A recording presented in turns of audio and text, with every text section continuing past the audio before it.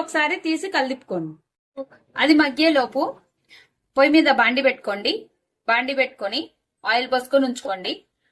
మనం తీసుకున్న తాలింపు గింజలు అవన్నీ ఉన్నాయి కదా, అవన్నీ వేయించుకోవాలండి. నూనె కాగిన తర్వాత ఫస్ట్ జీడిపప్పు వేసుకుందామండి. ముందు జీడిపప్పులు వేసేసుకొని పక్కన పెట్టుకుందామండి. ఇప్పుడు తాలింపు గింజలు వేసుకోండి. పచ్చిపప్పు అవి దోరగా వేగనివ్వండి, కాస్త గోల్డ్ షేడ్ వచ్చేదాకా వేగనివ్వండి. ఇప్పుడు శనక్కాయ గుళ్ళు పోసుకుందామండి. శనక్కాయ గుళ్ళు, ఇప్పుడు కరివేపాకు వేసుకుందాం. ఎండుమిర్చి, పచ్చిమిరపకాయలు, ఇంగువ కంపల్సరీ అండి.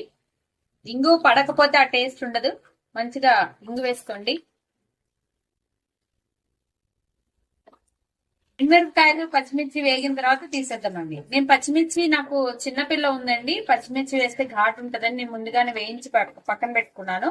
మీరు దీంతో పాటే పచ్చిమిర్చి వేసేసుకోవచ్చు.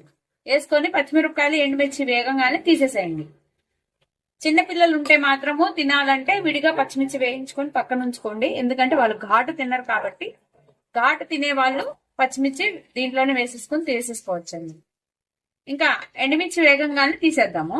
చూసారు కదా, తాలింపు గింజలు అయిపోయింది. ఈ ప్రాసెస్ ఇక్కడ ఇంతవరకు అయిపోయిందండి. నెక్స్ట్ ప్రాసెస్ ఏంటో చూద్దామా? చూసారు కదా, ఇదిగోండి